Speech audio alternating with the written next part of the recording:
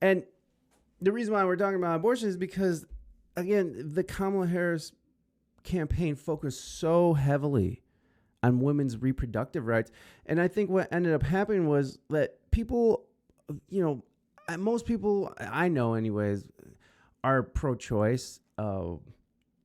And I do, I think that a lot of Republicans are probably pro-choice because you're talking about people who were Democrats for a long time and got, turned off by the party, by the Democrats over the last, however many years they've been in power, and how they've woken up to sort of like, hey, I appreciate women's rights, but I also want to buy a house and have, and I want to like get a car and afford groceries. So what I'm saying is that I think that women's reproductive rights, in the eyes of the public, sort of went to the bottom of the list. And, I know a lot of people who are like pro-choice, but, this whole late-term abortion thing here in Ohio, you can have abortions up to 9 months and beyond, if you can find the doctor to do it. Minnesota, which is really weird because Ohio was pretty staunchly red, right? Like they went real red real fast. But they also voted for abortion, no term limits on abortions. And I'm completely with that. I'm completely with a population that votes for something into their law, since it is the state's responsibility now to figure out what they want to do with now that Roe v. Wade no longer is in effect. It was very surprising for me to see how many people support women's reproductive rights to full term. So, I mean, it's weird. It's just, Ohio's a weird place, right? There's a reason why people use Ohio as a slur towards other people. So I think a lot of what happened was that people just didn't see abortion as the biggest problem in the world when they can't afford shit. When you can't afford groceries, when you can't feed your kids properly, or kids going to school hungry. Kids, like people are going without food a couple nights a week because they can't afford shit. So I'm guessing that the ability to abort a child or an unborn fetus, whatever you want to call it, is on the bottom of the fucking list. And rightfully so, man. Rightfully so.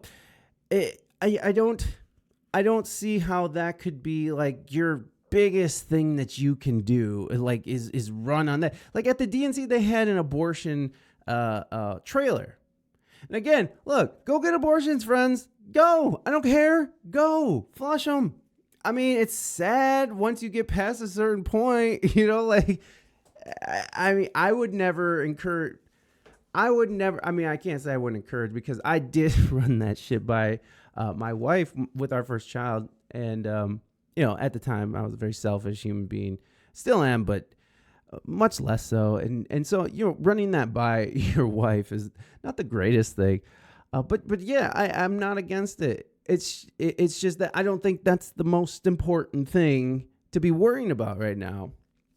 So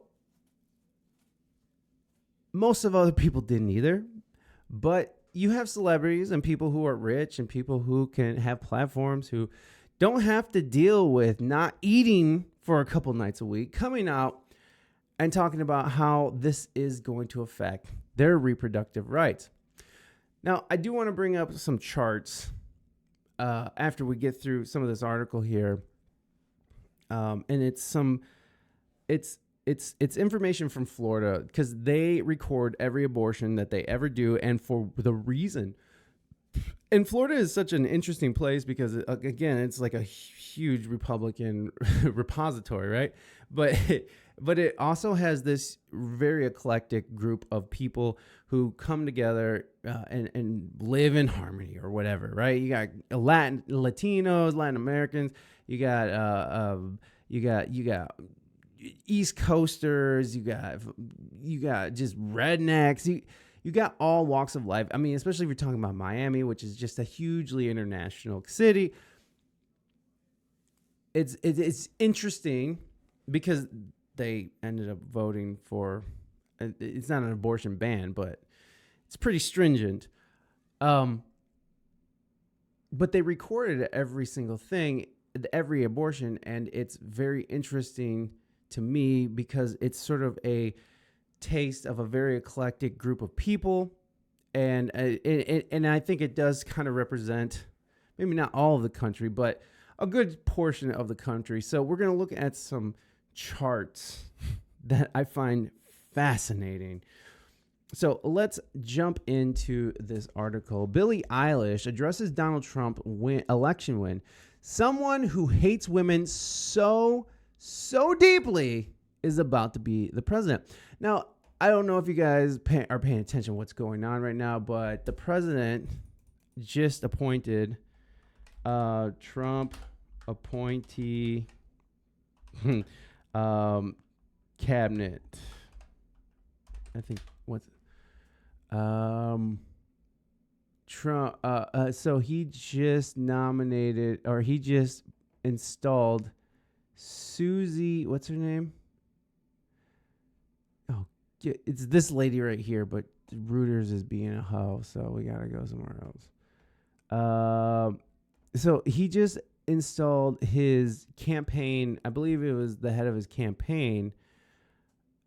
As the head of his cabinet, which is, this is it. And it's not speculative anymore, I believe. I'm pretty certain. What's her name? Susie Wiles. So Susie Wiles is a woman.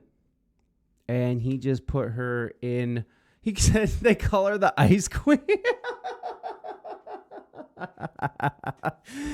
Oh, golly. Okay, so apparently Trump hates women, and so what does he do since he hates women so much? He appointed Susie Wiles to the first woman ever to serve as White House position amid fevered speculation. Okay. And so she's going to be the, what do you call it? The head of the cabinet. I can't remember. Anyways. So I just wanted to point that out because I don't think that Trump hates women. I think he just thinks differently than a lot of us. And that's okay. But again, I do see the concern.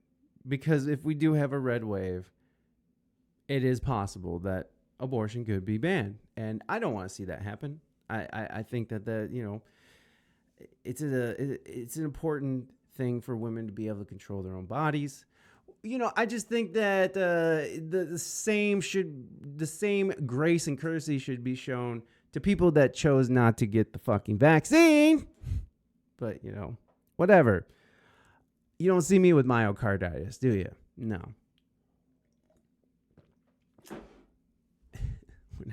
We won't get into that right now. So Sabrina Carpenter also said something. So, and by the way, Sabrina Carpenter, Billie Eilish, all these people who promoted Trump, Beyonce, Taylor Swift, they are all nominated except for Andre 3000. I don't know if he endorsed anybody.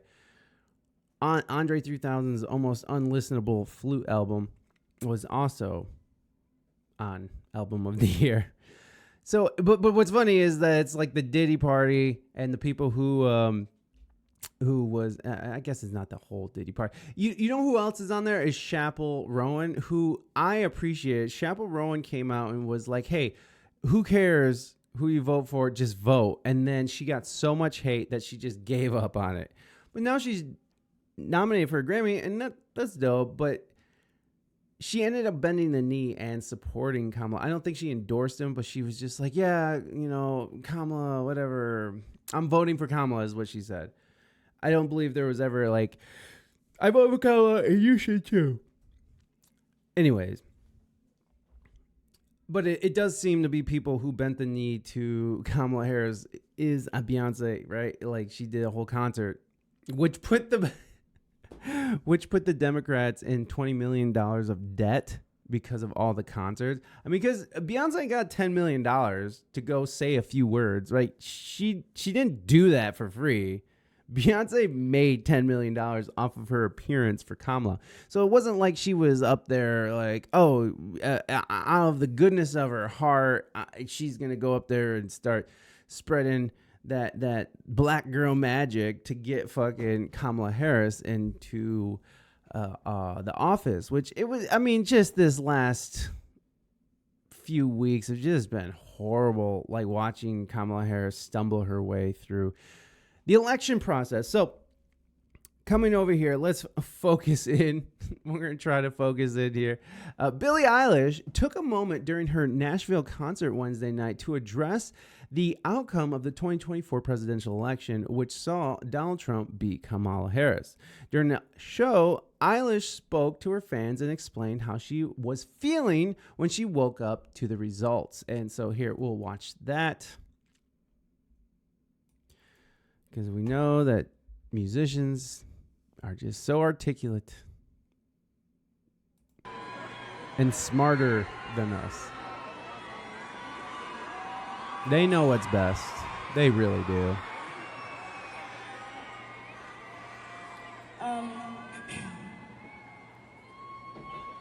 Well, waking up this morning, I kind of couldn't, really fathom doing a show on this day, but... She couldn't fathom doing a show, something that she was contractually billed to do, probably was paid already, and she couldn't muster up the energy to come out because the person that she didn't vote for didn't win. So we're already off to like an amazing start. Like, bro, awesome. Good on Billie Eilish for thinking about not playing, but then deciding to go ahead and collect that paycheck. What a brave woman. Brave woman.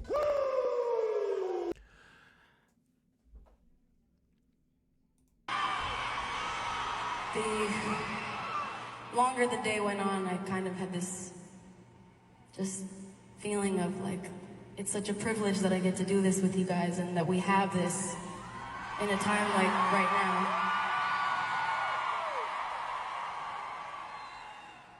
And I just love you so much, and I want you to know that you're safe with me and you're protected here and you are safe in this room.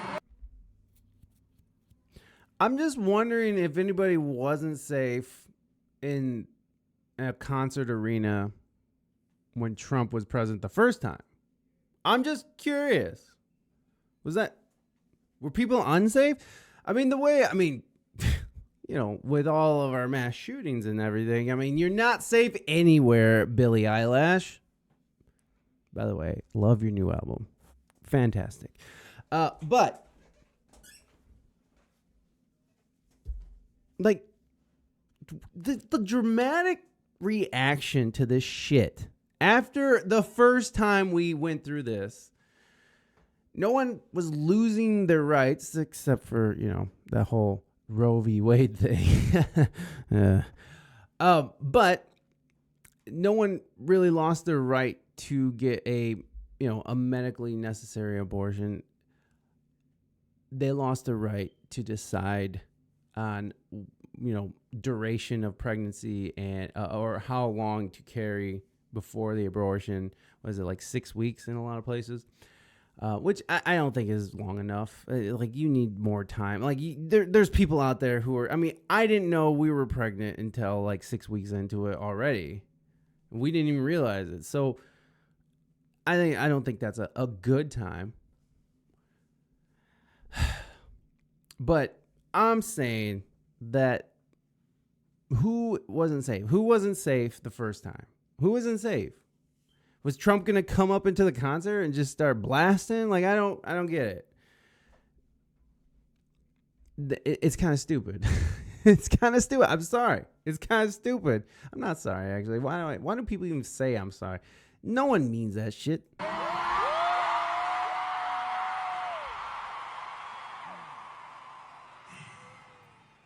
All right. Love you, Billie. Love you, Billie.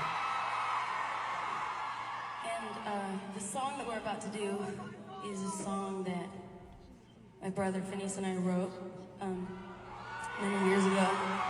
And it's about the abuse that exists in this world upon women, and a lot of the just experiences that I have gone through and that people I know have gone through. And, you know, to tell you the truth, I've never met one single woman who doesn't have a story of abuse. Not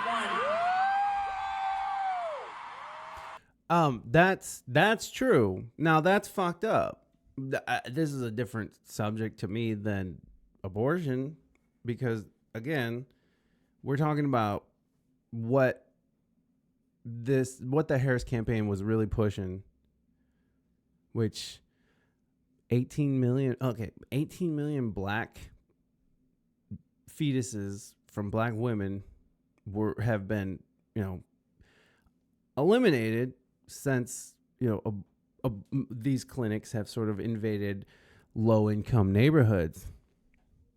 It's just interesting because Margaret Sanger was beloved by the Nazis, okay? And then she targeted black people. So it's not like Margaret Sanger's original eugenics project didn't go into fruition, because, like, imagine 18 million, like almost double the size of the population. Imagine that. Imagine the black buying power, the black voting power, the power of black people in general, like being able to collectively come together. 18 million more strong, right? That is an incredible amount of human beings that could be representing a already small demographic in this country.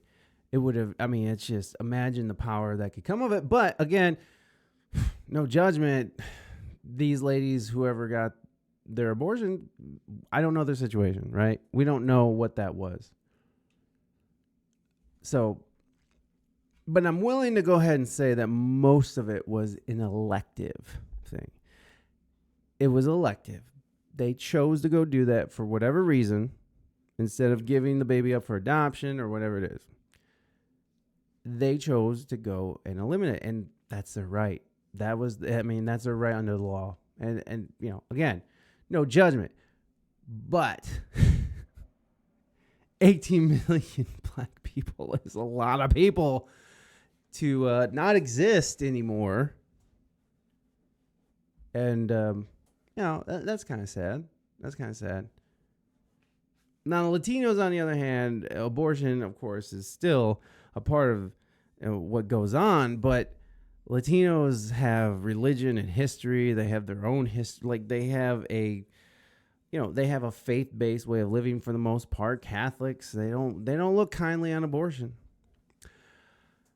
Anyways, I do agree with Billie Eilish, though, that when you talk to any woman, there is a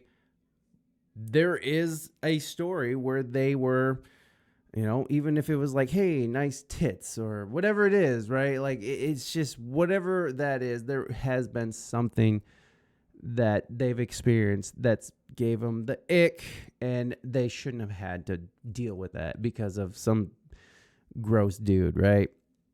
And I understand that people at offices and workplaces, they end up getting comfortable, and sometimes you get too comfortable, and you got to watch yourself in those situations. Because you don't know. And so, yeah, I agree that most women I know have experienced something terrible, varying from, I don't know, some sort of microaggression to full-on sexual assault. So the spectrum's huge on how and what counts.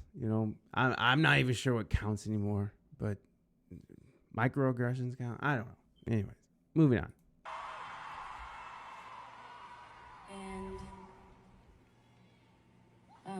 And this song is kind of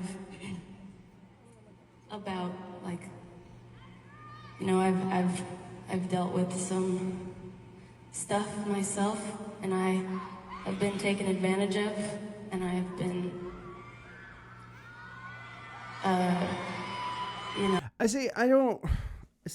feel like people are conflating abortion with like the Me Too movement or something. I don't know. Like maybe there is something related, but like I don't see what the reproductive rights thing has to do with, shitty men who like did something terrible to her. Like it's kind of different subject. So I think that's a big part of what's going on is that it's being conflated with women just having rights in general. Like it's the narrative is it's going to be Handmaid's Tale, right? You're only going to be a birthing person. You're just a birthing pod. Shut up and let me inseminate you. Like, ugh. I think that's what people are looking at. I think that's how it's being sold even. And it's really, again, a huge part of Harris's campaign was reproductive rights, which I am in favor of. I'm all about it. Abortions, yay. Okay. I got to keep saying it because motherfuckers roast me, all right? They roast me. I don't like it. Well, I don't really care anymore, but I care a little bit, right? my boundaries were crossed, to say it politely. Wow. And now a person who is a convicted so many things.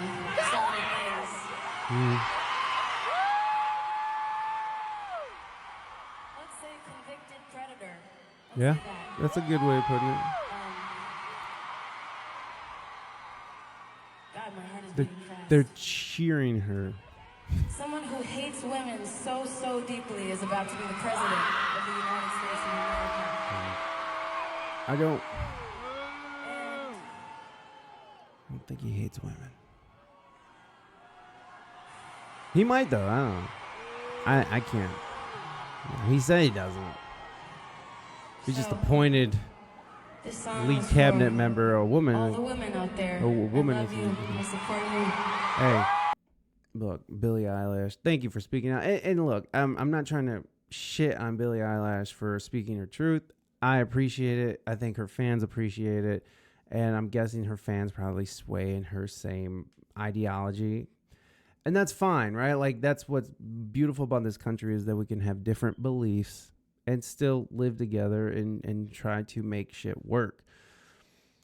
So the whole E. Jean Carroll case with Donald Trump, if you actually look at the case, it's well past limitations, statutes of limitations. But the weird thing that happened was because of Trump, and they were trying to pin something on him, they did end up doing, what was that? The New York survivors.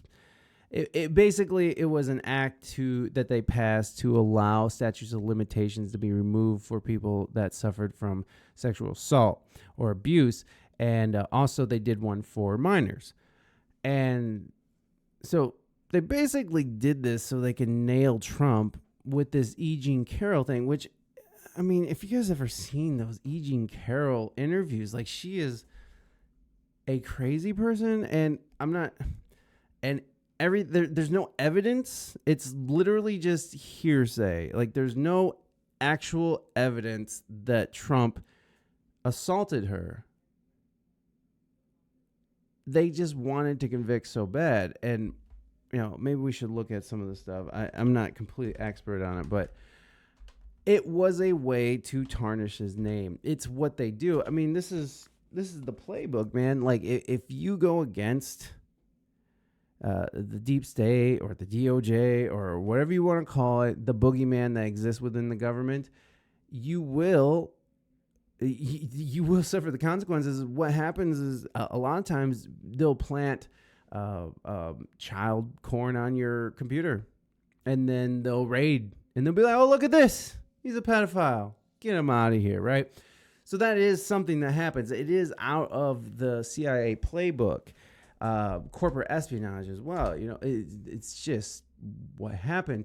So E. Jean Carroll, Trump. E. Jean Carroll reacts. Election presidency. He's still liable.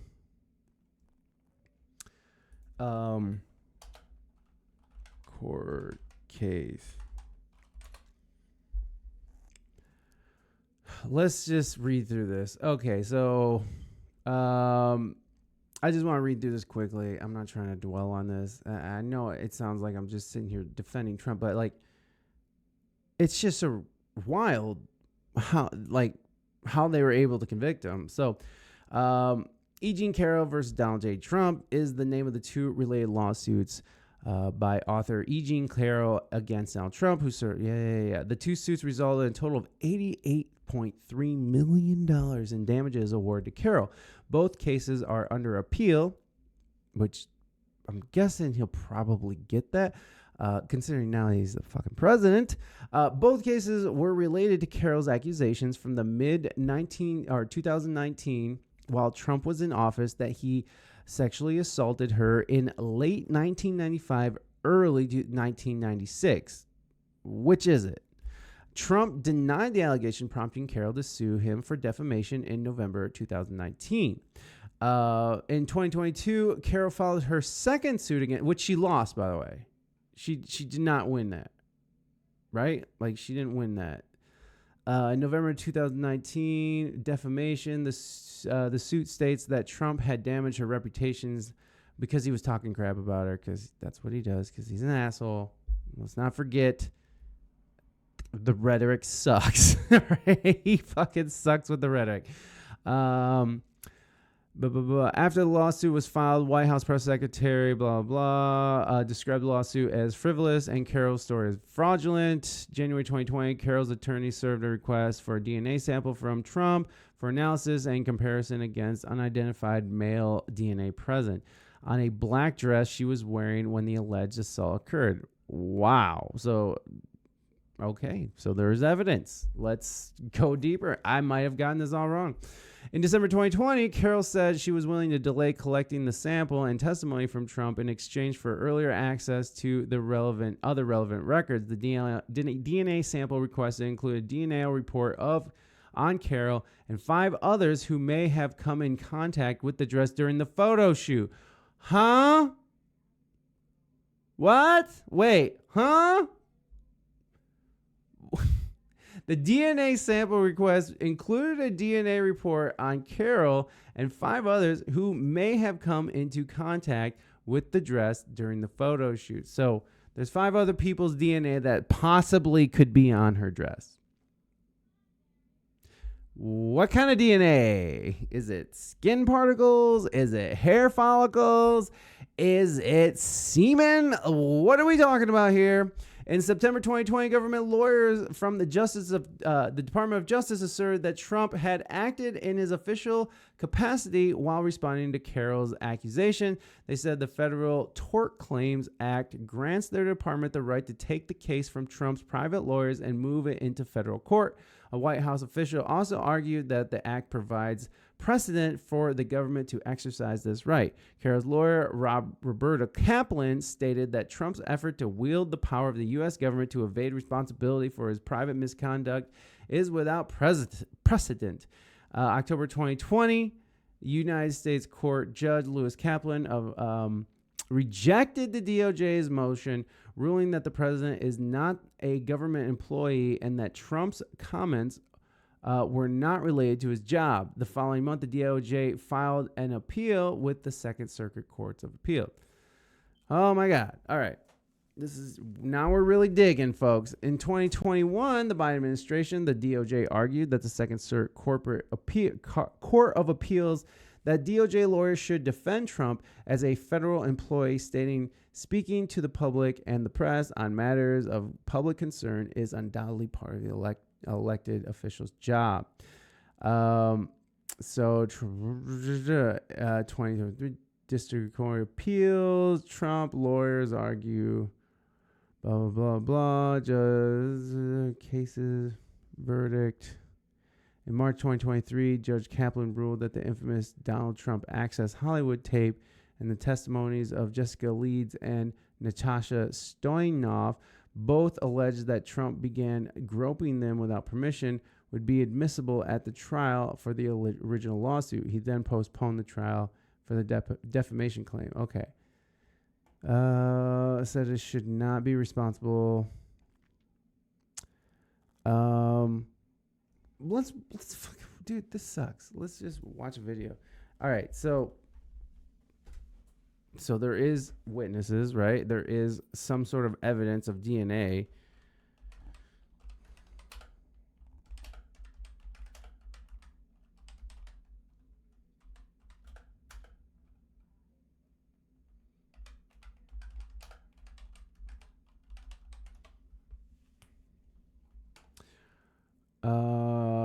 Yeah, let's just. What do you think of the first charge here that Donald Trump raped E. Jean Carroll? Jesus. The allegation that Carroll made, the jury finding that he did not. They're saying no to rape, but yes to sexual assault. Where do you think the disconnect is there, Lisa? I think the disconnect is that E. Jean Carroll, and Katie, I'm going to ask for your pardon here because I'm about to get graphic.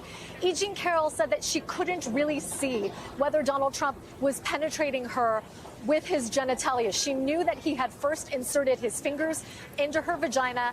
She felt him do that. And then she thought that she was penetrated by his penis, but she couldn't say for sure, in part because she couldn't see it. And so that uncertainty may have been part of what motivated the jury's verdict on the rape count. That notwithstanding, she was so unambiguous about the sexual abuse, and that plus the corroborating evidence that Ron pointed to, not only the fact that she called Lisa Birnbach from the sidewalk outside Bergdorf's, talked to Carol Martin 2 days later, but the testimony of Jessica Leeds and Natasha Stoyanov. Donald Trump has been found liable for sexual assault and defamation, and as a result, E. Jean Carroll has been awarded $5 million in damages. Now, note that no one here has been convicted. This was a civil suit, not a criminal suit, so no one's guilty of anything, but Donald Trump is liable for $5 million. So today we're going to talk about how we got here and what happened at... So there it is. That was the whole thing, right? It was a civil trial because of the statutes of limitations, but because the statutes of limitations were lifted, it was a civil trial. So it's kind of like OJ was found not guilty for murdering not Nicole Kidman, his wife. I can't remember her name. And then the civil trial that followed was he was found guilty, but he wasn't found guilty of the crime itself. Just he was found liable and had to pay a certain amount of money to the family of the deceased wife, and they ended up getting the proceeds from his book, If I Did It, which is a wild read. You should definitely check out sometime. I do want to hear what this guy says about it because there are details. At the E. Jean Carroll trial. Now, E. Jean Carroll says that Donald Trump sexually assaulted her in 1995 or 1996 at the Bergdorf Goodman department store in Manhattan. At the time, Carroll was a TV talk show personality who also wrote an advice column. Carroll and Trump may have been acquainted with each other. The photo in the complaint shows the two of them together at a party during the same era. However, Trump denies knowing who Carroll was despite the photo. Now, Carroll said she ran into Trump when he was shopping for a gift for an unnamed girl. According to the Carroll complaint, she helped him shop, showing him handbags and hats. Trump rejected those ideas and steered Carroll upstairs to the lingerie section, where he allegedly grabbed a bodysuit and asked Carroll to try it on. She says that she told him to try it on himself, and Carroll claims that Trump pushed her into a dressing room, forced her up against a dressing room wall, pinned her in place with his shoulder, and raped her. After the incident, Carroll claims that she immediately called a friend and relayed what happened to her, and also claims that a few days later she confided in a second friend. Apparently fearing for her reputation and her career, Carroll decided not to report the rape to police. She believed that if she publicly accused Trump of rape, he wouldn't face serious consequences, while her life would be put on trial. Fast forward to 2016 when Trump was elected president. So that is something real that happens to women, right? Like after they are assaulted, sometimes they're shamed, sometimes they don't think people believe them. And in the past, men haven't believed them. So, there is especially back in the 90s, I can see why that makes sense to me that she would, especially if she was a public figure, he's a public figure. She just saw it as more problems than it was worth, which I don't think that would, if this is what happened, I always encourage anybody who gets assaulted like that to make sure that they go directly to the hospital and inform the police, because you want to make sure that you get that person off the streets as soon as possible. So at the time, it would have been, it would have saved us maybe his presidency if she would have reported it if this happened. Carol, quote, watched as a throng of women came forward and accused Trump of sexual assault, only to be denigrated and then brushed aside. Carol says that seeing Harvey Weinstein finally face the music for the history of assault convinced her to go public. Carol decided to write a book about her experiences with men, including Trump, entitled What Do We Need Men For? A Modest Proposal, which was published in July of 2019. Now, obviously, Trump has publicly denied assaulting Carol in 3 separate statements, saying he'd never met Carol, she was ugly, and she was not his type. He also asserted that she had no witnesses, and in response to Trump's statements, 2 of Carol's friends came forward to corroborate her assertion that she told them about the rape shortly after it happened. Now, harassment and abuse are real problems that can happen to anyone. And now, my law firm, the Eagle Team, can help if you've been the victim of sexual harassment or abuse in the past. And it's not just that. We can help with almost any injury of any kind. An auto accident, medical malpractice, workers' compensation. The link to our page is down in the description. We're here to listen and help. Now, in November 2019, Carol sued Trump for defamation in his personal capacity in New York State court. Trump was still the president, and he defended the case on the basis that he had absolute immunity from civil lawsuits as such. Now, the scope of presidential immunity has only been tested a handful of times. In the 1982 case, Nixon versus Fitzgerald, the Supreme Court ruled that the president has broad immunity from lawsuits for official acts undertaken while as president. 15 years later, in Clinton versus Jones, the Supreme Court held that the president does not have absolute immunity from civil litigation surrounding acts that were not part of his official duties. Now, Trump's Justice Department, and eventually Joe Biden's Justice Department, intervened in the case to defend Trump, arguing that unlike Bill Clinton, Trump had immunity because the comments he made about Carol were made in his personal capacity as president. So why would the 2 cases be treated differently? Well, Paula Jones's lawsuit against Clinton was for sexual harassment that happened before he was president, whereas Carol's lawsuit is about statements Trump made while he was the sitting president, even though the acts themselves might have happened earlier. Now, it would have been so easy for Trump to escape liability in the Carol matter if he had just stopped talking about her after he had become a private citizen. But alas, stop talking is not an instruction that Trump will ever follow, as dozens of lawyers can attest. And so in October of 2022, Trump went on Truth Social to rant and rave about Carol. In his extremely long statement, he said, quote, "This Miss Bergdorf-Goodman case is a complete con job. I don't know this woman, have no idea who she is, other than it seems she got a picture of me many years ago with her husband shaking my hand on a reception line in a celebrity charity event. She has no idea what day, what week, what month, what year, or what decade this so-called event supposedly took place. The reason she doesn't know is because it never happened, and she doesn't want to get caught up with details or facts that can be proven wrong." Now, Trump's Truth Social statement was covered by hundreds of newspapers and exhaustively enumerated in this footnote, which is more like a yard note. Am I right? Yeah, we'll try and find humor wherever we can here. But congratulations, Mr. President. You just bought yourself another defamation lawsuit because you re-upped the same comments after you were president. As a result, Carol sued him for common law defamation based on allegedly false and defamatory statements he made on October 12th, 2022. She also sued him for common law battery. And on April 25th, a jury was selected and the trial kicked off. So what happened during this trial? Well, Carol gave testimony about what she says happened. Trump's deposition was also played in court, although he did not attend. And a significant part of the trial has been 3 women explaining why they didn't call the police on the then real estate mogul Donald Trump. Carol said she didn't go to the police because women of her generation were trained to be silent if a man attacked them. Trump's lawyer countered that Carol once called the police on a group of children who attacked her mailbox on Halloween, suggesting that she would have called the cops on Trump if it had really happened. Carol's friend, Lisa Birnbach, backed up Carol's assertion that she did call Birnbach right after the alleged attack. And Birnbach said that Carol was emotional and hyperventilating on the call. And next up was Jessica Leeds, whose first encounter with Trump was when he allegedly assaulted her. Per the complaint, Trump attacked Leeds on a plane when she was bumped to a first-class seat next to him. Leeds testified that, quote, "There was no conversation. It was like out of the blue. It was like a tussle. He was trying to kiss me, trying to pull me towards him. He was grabbing my breasts. It was like he had 40 zillion hands." Natasha Stoynoff, a former journalist for People magazine, broke into tears when she was shown the Access Hollywood tape. She said that she was stunned and speechless when Trump attacked her, which happened when she went to Mar-a-Lago to interview Trump. Stoynoff says that she didn't report what had happened because she was afraid it would hurt her career. The jury also heard from Robert Salerno, an ex-Bergdorf-Goodman executive, who testified that he didn't think that there were security cameras on the 6th floor during the 1990s. When Trump's lawyers questioned whether the dressing room doors would have been unlocked, Salerno said a lot of the time the doors were not locked. They kept them open or they propped them open. Now, we'll get to Trump's defense or lack thereof in just a second, but there were so many interesting legal issues here that had a huge effect on trial. Before the trial, there was a question of the admissibility of the Access Hollywood tape. Trump's lawyer, Elena Haba, argued that the conduct Trump described in the video isn't at all like the violent rape that Carol described. And in the judge's order analyzing this type of propensity evidence, he stressed that there are various ways that a reasonable person could interpret Trump's Access Hollywood statements. They could assume he's just a braggart making up. So that's the grab him by the pussy statement he was making. So it was really a defamation trial, and it ended up turning into a civil, I guess, and found him liable for rape. So it's not criminal. And she wasn't his type. So the evidence that they had met, despite being tenuous, was bad for Trump. And the same with his deposition testimony that he confused her with his ex-wife, Marla Maples. And the plaintiffs jumped on that. And the videotaped footage of Donald Trump's deposition was fairly devastating. I don't even know who the woman. Let's see. I don't know who. It's Marla. That's his ex-wife. You're saying Marla's in this photo? That's Marla. Yeah, that's my wife. Which one are you pointing to? No. Here. Oh, The person you just pointed to was I see. Carol. Who is that? Who is this? By the way, it was completely inappropriate for Trump's lawyer, Elena Haba, to jump into the deposition and coach the witness and suggest the right answer after Trump's fumble. Now, the legal maneuvering was continuing throughout the trial. For example, Joe Tacopina told the judge that Trump was not going to testify. However, at the same time that Tacopina was resting the defense's case, Trump was telling a press gaggle in Ireland that he intended to cut his trip short to confront Carol in court. He said, quote, "I was falsely accused by this woman. I have no idea who she is." Then Judge Kaplan did some legal maneuvering of his own and point blank asked Tacopina whether Trump was waiving his right to testify. Tacopina said yes. Then Judge Kaplan said, quote, "How recently have you spoken with him?" To which Tacopina replied a few minutes before before I came into court this morning. Now, Judge Kaplan probably knew what was coming next, where Trump would claim he wasn't allowed to testify because the whole system was corrupt, especially the judge. So Judge Kaplan bent over backwards to make sure that he gave Trump every opportunity to be heard. So he told Tacopina that his client had until 5 p.m. on Sunday to file a motion to testify. But Trump, to no one's surprise, did not return to New York, and Tacopina did not file such a motion. And now we have the verdict. A federal jury in New York found former President Trump liable for defamation and assaulting Carroll in the 1990s. The jury awarded Carroll $5 million in compensatory and punitive damages after deliberating for less than 3 hours, which is not a lot of time for a jury deliberation. And when a jury is deliberating, the jurors review the instructions on how to apply the law and then answer questions on the verdict form, which we happen to have here. Here, the jury rejected the allegation that the encounter between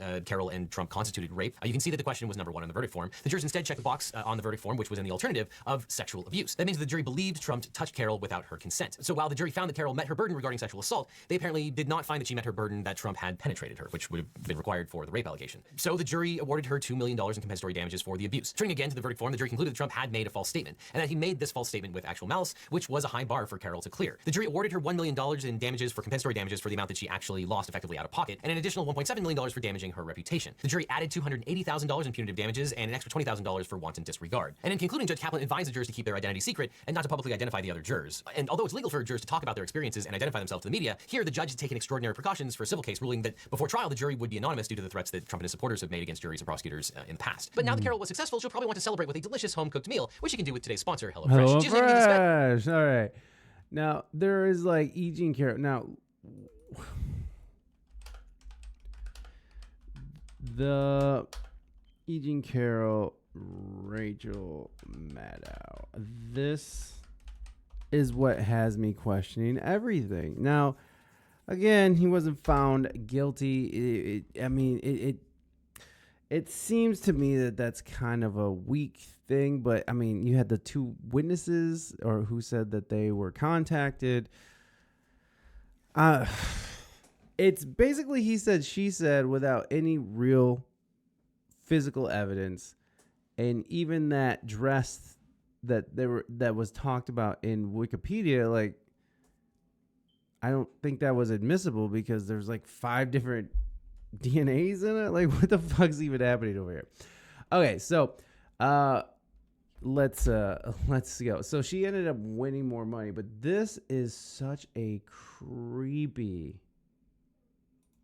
interview. I wasn't going to ask this, and it may be rude, so you don't have to answer if you don't want. I'll put this either to Ms. Crowley or Ms. Kaplan if either of you wants to field it.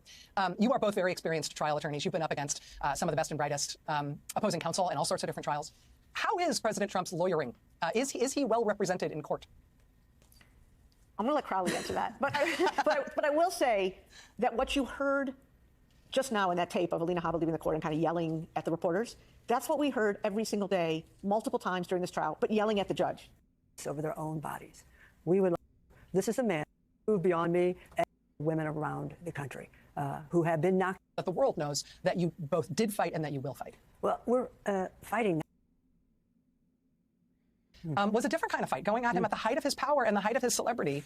And I wondered if you could just talk about that self-conception and why it's important to you to know for yourself that you fought, but also so that the world knows that you both did fight and that you will fight. Well, we're fighting not really, Rachel, for me. It's now about fighting for all women. We're also fighting, and we still who have bodies and taking back our rights. That you're about to get to help shore up women's rights. Do you know?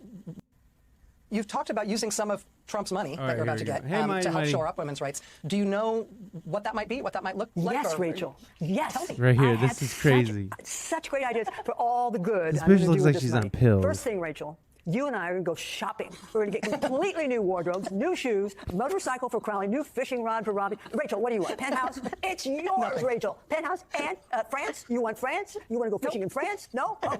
All right, okay. That's a joke. Look at their lawyer. Her lawyer was that's a joke. And it's like, stop talking, bitch. I'm sorry. That seems like an unwell human being. And maybe after Trump violated her, she just went crazy. But I'm guessing that she's probably been crazy and on pills for a long time. Who talks like that after winning a rape civil trial? I'm sorry, that's not normal behavior. Like, this is not...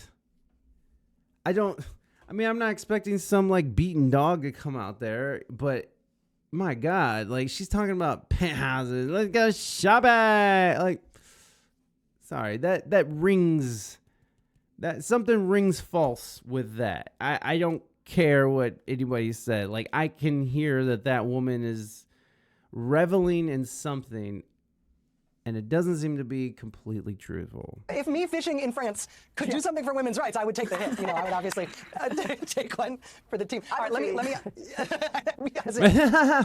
as if you need persuasion in that regard. Let me finish with a final question. And again, this is both for you, Sean. So she asked her, is like, are you going to use any of that money to help women getting abused? And that was her answer. It was like, we're going to go shopping.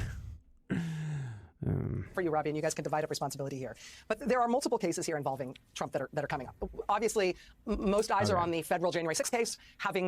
Okay, so most of those, by the way, events. So we took a little bit of a side quest there, but let's continue on here. So let me see. What else was there? Eilish, then before Happier Than Ever, Your Power, which begins with lyrics, try not to abuse your power. I know we didn't choose to change. You might not want to lose your power, but having it's so strange. She said you were a hero. You played the part, but you ruined her in a year. Don't act like it was hard. So that sounds manipulative, like somebody was manipulating her. How you doing, Mighty Mighty? I'm glad to see you too. We are voting for, and so this, I think this is something. We are voting for Kamala Harris and Tim Walz because they are fighting to protect our reproductive freedom, our planet, and our democracy. Eilish said when she endorsed the vice president, vote like your life depends on it because it does. That's weird. That's a weird way to put it. O'Connell added, we can't let extremists control our lives, our freedoms, and our future. The only way to stop them in the dangerous Project 2025 agenda is to vote and elect Kamala Harris.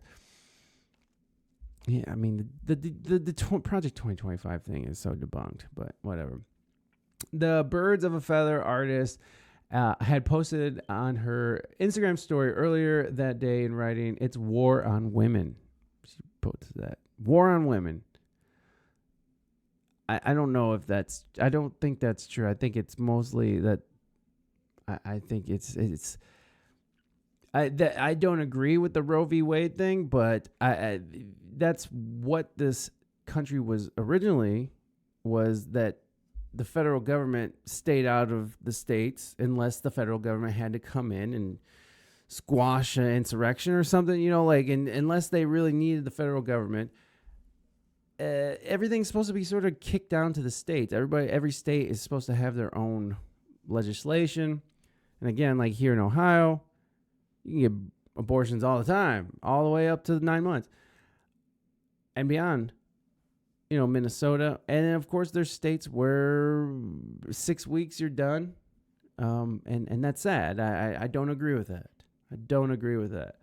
But what's weird is that they're conflating this with women's like right to exist. And I don't think that's the issue here. They say if you get, if you ban abortions, there are going to be a lot of women dying because they're going to be trying to do like back alley abortions is what they used to call it, I guess. But, underground abortions from people who aren't qualified for that sort of thing. I'm not sure if that's true, because it seems like most people are getting abortions for elective reasons. And again, I'm not against that, but I don't know. It seems like you had the responsibility. You did the responsibility. You took on the responsibility of having a child once you let someone sort of, put their seed in you. So there might be a little bit of responsibility upon individuals. But again, abort the babies, whatever. I'm not trying to stop anybody. I don't think it's taking away a woman's fundamental right to live and to do what they want to do. But a lot of people disagree, and that's fine. And whatever. I hope we can be a moment. Okay, so let's see. At her own Seattle concert on Wednesday, let's go see what Sabrina. So for everybody in here to come here to escape, I hope we can be a moment of peace for you and a moment of safety. For the women in here, I love you so.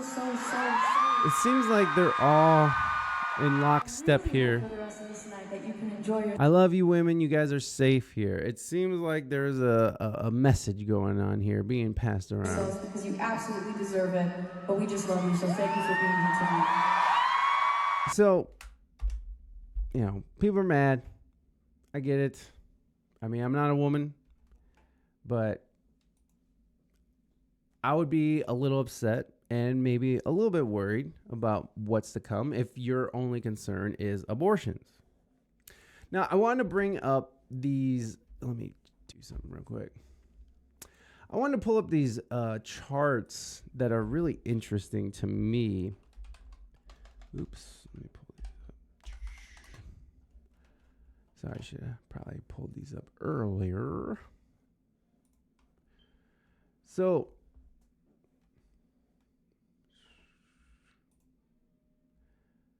all right. So this is out of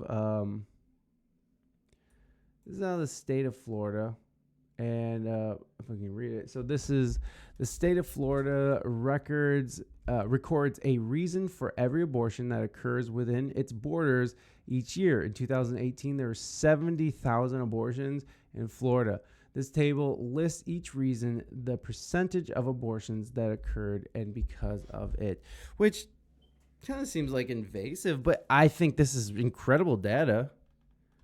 So this is what it is. 0.01% of the 70,000 abortions that happened in 2018 where a pregnancy resulted from a incestuous relationship. So someone got pregnant from a relative and they just couldn't handle it. And hey, I can sympathize with that. I think that is a good enough reason.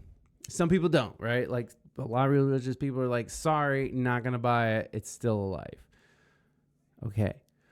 So that is a non-life threatening abortion, right? Like you could carry that full term. But again, I don't agree with that. If you were raped by a family member and got pregnant, it's of my belief you should be able to eliminate that pregnancy. Now, this is going into, shitty territory, but women, it was 0.14% of 70,000 people who had abortions in Florida in 2018. It was because a woman was raped. It was 0.27%. Woman's life was endangered by the pregnancy. And then 1%, there was a serious fetal abnormality. Maybe the fetus was malformed or something, or it was going to have some sort of learning disability, or just be just not turn out great, which is a reasonable. So that's one. So that's less than, let's see, and then. So this three right here are pretty acceptable in my eyes, right? And I'm not saying that there's no abortion that isn't acceptable. I mean, 9 months seems pretty unacceptable to have an abortion. That is a little bit much, but not my problem.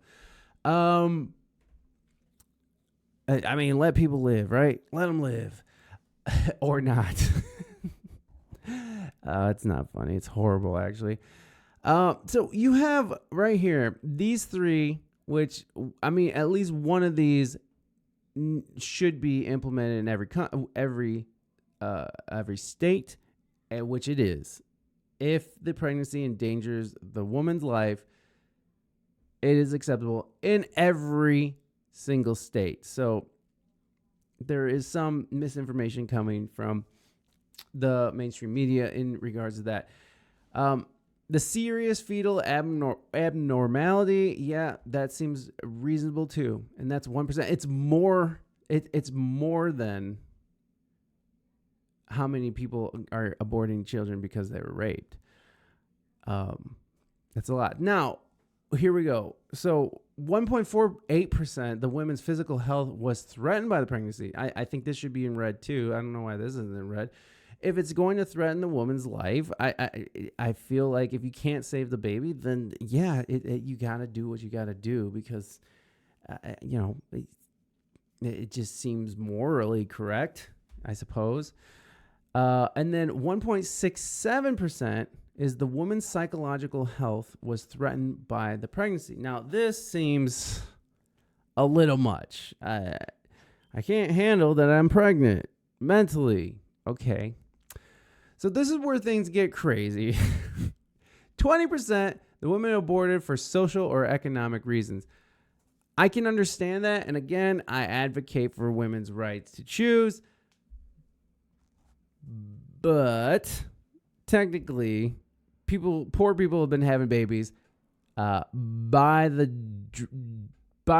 millions all over the world all the time. It doesn't seem like that great of a reason, but again, do you, boo. Now, this is what was shocking about this was just no reason, just 75%. No reason. I just don't want it. And, I know people who've had several, or at least I know people who know people, good sources that know women who've just had 3 abortions in a row, decided to keep a baby because the father was making money and had money coming in. And then the next 2, she got 2 more abortions. And it's like, oof, gosh, that seems like an unnecessary amount of abortions. That's a lot of abortion. It's not great. It's not a great look. But again, pro-choice. But 2 things can be true at the same time. I can be pro-choice, but also find it kind of morally reprehensible to just willy-nilly just get babies sucked out of you. Like it's fucking terrible.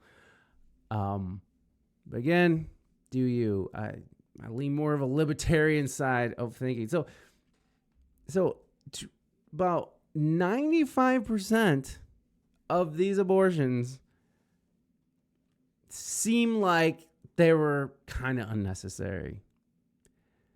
So what are we fighting for? What are people so impassioned for? Margaret Sanger, the famous eugenicist who was beloved by the Nazis, and the Nazis used her methods when they were mass genociding the Jews. She targeted the black community, and again, she was successful because the most abortions happen in poor neighborhoods, and unfortunately, black and brown people tend to fill those poor neighborhoods. And it seems kind of fucked up that this woman who was admired by Nazis, literal fucking Nazis, that were emboldened and so impassioned of fighting for this, and her intent actually came to fruition. She did end up targeting black people, 18 million.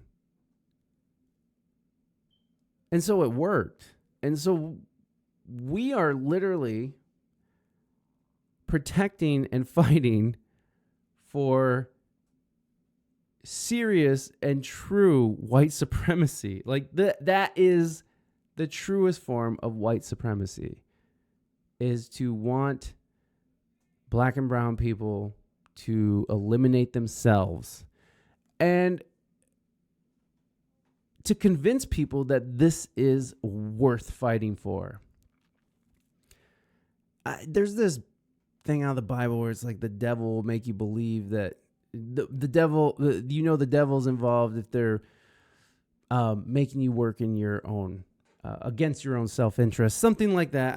Can't remember what it is. It is kind of demonic, but again, I lean libertarian on this kind of thing. Do what you gotta do. It doesn't affect me at all. Ladies, You're the ones that have to take on the responsibility. You're the ones who have to live with your choices, either whether you keep them or not. Because here's the fun thing about all this, right? Because you have conservatives who will fight all day for women to not get abortions, and then as soon as they have as soon as they have a child, oh well, you're on your own, bitch. Like, no health care for you, no daycare help or anything. Figure it out. So, double-edged sword there. Now there's another one. What is this other one? So this in 2004, the Guttmacher Institute anonymously surveyed 1,209 post-abortive women from 9 different abortion clinics across the country. Of the women surveyed, 957 provided a main reason for having an abortion. This table lists each reason and the percentage of the responders who chose it. So I guess this is interesting. So less than 5% was a victim of rape, 3% was fetal health problems, 4% was physical health problems, 4% would interfere with education and career, which is not the best reason, but again, do you, boo. Not mature enough to raise a child. Doesn't seem like a great reason to suck a baby out of you, but hey, do you, boo. Yes, queen. Don't want to be a single mother. Well, shit, I guess you should use better choices and make better choices. I was a complete degenerate, and I still managed not to have a baby out of wedlock. I can't believe it myself. I did not want a baby. I went to great lengths to make sure I did not have children before. Well, I mean, there wasn't anyway, before at least I found somebody worth procreating with. Done having children, 19%. I'm done. I don't want no more. 23% said can't afford a baby. 25% not ready for a child. And 6% said other. So let's add this up. 25 plus 23 is 48. Plus 6 is 54. Plus 19 is 63. Plus 8 is 71. Plus 7 is 78. Plus 4 is 82. Okay, so 82% of the women surveyed who had abortions, which was of 1,200 people, 82% was not great reasons. I mean, like, if you're talking about the choice of taking a soul out of your body, which I know people don't believe in all that stuff, so whatever. Again, that's why it's like I wouldn't push my beliefs onto somebody. Baddies, mighty baddies out here doing it, my dude. Abortions for everybody. Anyways, I know those are not popular opinions, but hey, I mean, if the vote came up, I would vote for women's right to choose. So, but I don't agree with all these things. But hey, you know what? Again, I don't have to live with those choices. I don't have to live with a baby that I couldn't afford, right? Or I don't have to live with the idea that, I know a couple people who've had abortions and they deeply regret it. And that's just 2 people I know, 2 women that I know personally who are friends who deeply, deeply regret not having a child. And even the father sort of deeply regrets it as well. Because we don't talk about the men's side of abortion, right? Like, because men don't have a right to say anything, even if they are responsible for doing it and for getting someone pregnant.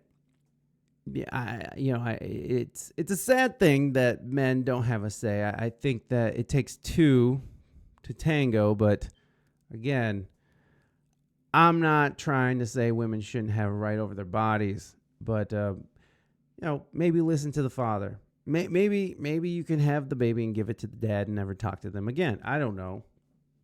The problem is that we have this.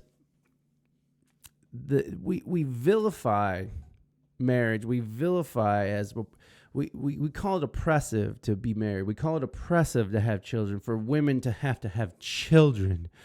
Oh no! And what about their careers? Right?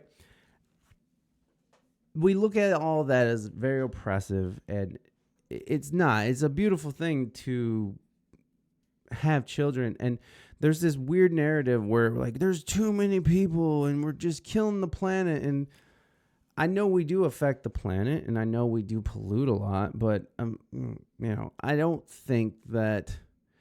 I mean, Al Gore got it way wrong, and he made a convincing point. I think it was 2017. We were supposed to be underwater. Turns out the ice melt is slowing down and the ice is building back up. So what happened, Al? Where's this catastrophe? No expert here, but it just seems like they're using it to manipulate people into policies that don't work in the best interest of the people who voted for it. So there's this idea that we're overpopulating the world, and we're not. The world is big. It's a big place, and we have plenty of food to feed everybody, right? And so here's where I get all like hippy dippy altruistic, is like, we have plenty of food to feed everybody. It's literally just this unregulated corporatism, this unregulated corporate structure, capitalism, late stage capitalism, which is just eating its own, right? Like like if we let it get out of control, it will just eat the American people as well. And I think that's kind of what they're trying to do, and to control, right? It's to manipulate people into doing what they want them to do. It's hard to manage a large group of people. It really is. But if you have everyone sort of working against their best interests, but convince them that it is righteous, or you're saving the planet, or you're saving your neighbor, like you're doing it for the collective, right? Like you're doing it for everyone else. You live in object poverty, and you only can move within 15 minutes of your building, and you everywhere. And within that 15 minutes, you work out, you play, you drink, you do whatever it is, but it's only within this certain circumference. And if you step out of line, maybe you can't leave and visit a different 15-minute city. Or maybe you can't use a speed train. You have to use the bus now because your social credit score has dropped beneath a 6.5, right? So that's where this shit goes, right? When they manipulate people into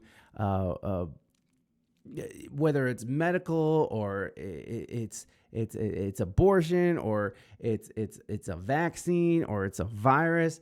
They'll use whatever they can in order to take more control of our rights. I mean, it's just, we've been seeing them erode, which is really cool because, not really cool. It's not cool at all.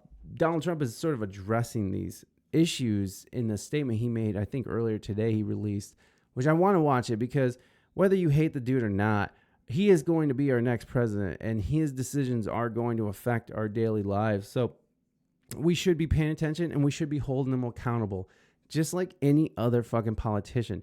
Hold these pigs accountable. Talk shit. Talk against them. Talk about the things you don't care about them. Make it public. It's just, if we're not holding people accountable, they're just going to do whatever they want. And, I don't trust Trump. I don't trust him. I don't trust, but if he can carry out what he says he's going to carry out, then maybe we can start this relationship again. Because let me tell you, making my Mexican mother worried about being deported when he first came in, it carries a lot of weight with me still, even though that was mostly media hype who were falsely putting out information. And it turns out that Obama deported more immigrants than Trump did. Way more, actually. The deporter in chief is his nickname.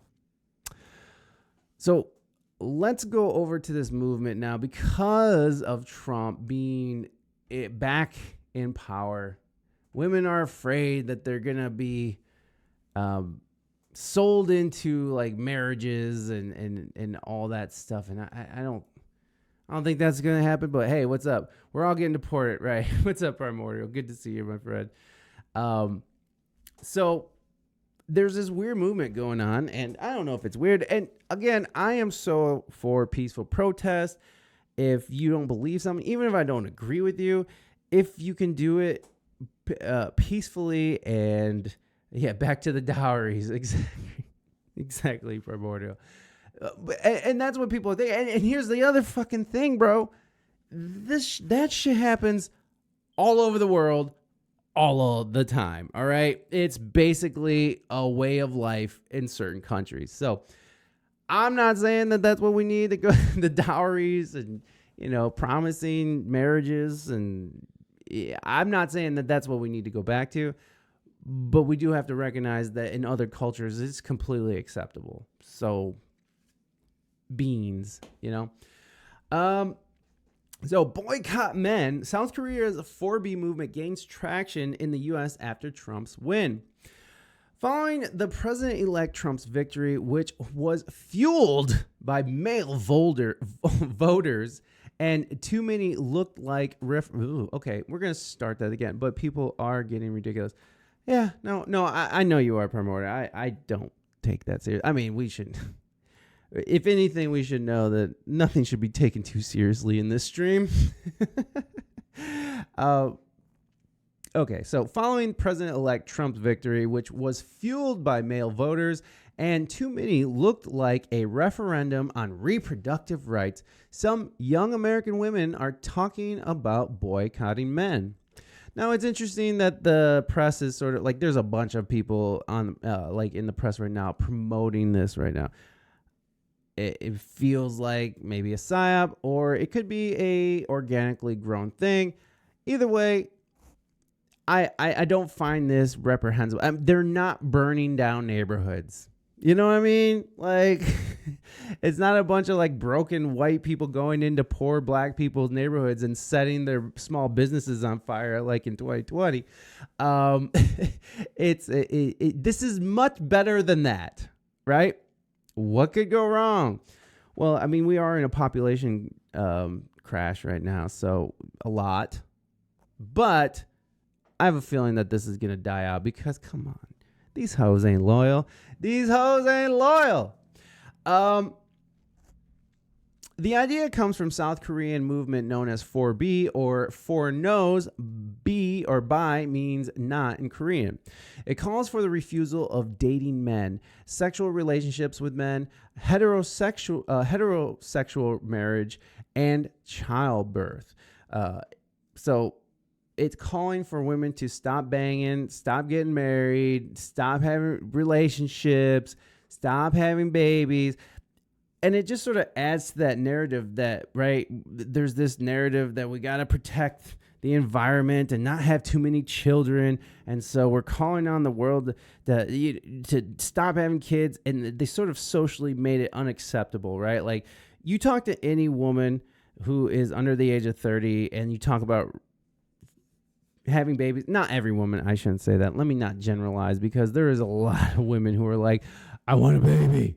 I want it now. And that's cool too, right? Like, hey, go get yourself a baby, girl. We need more good people. it's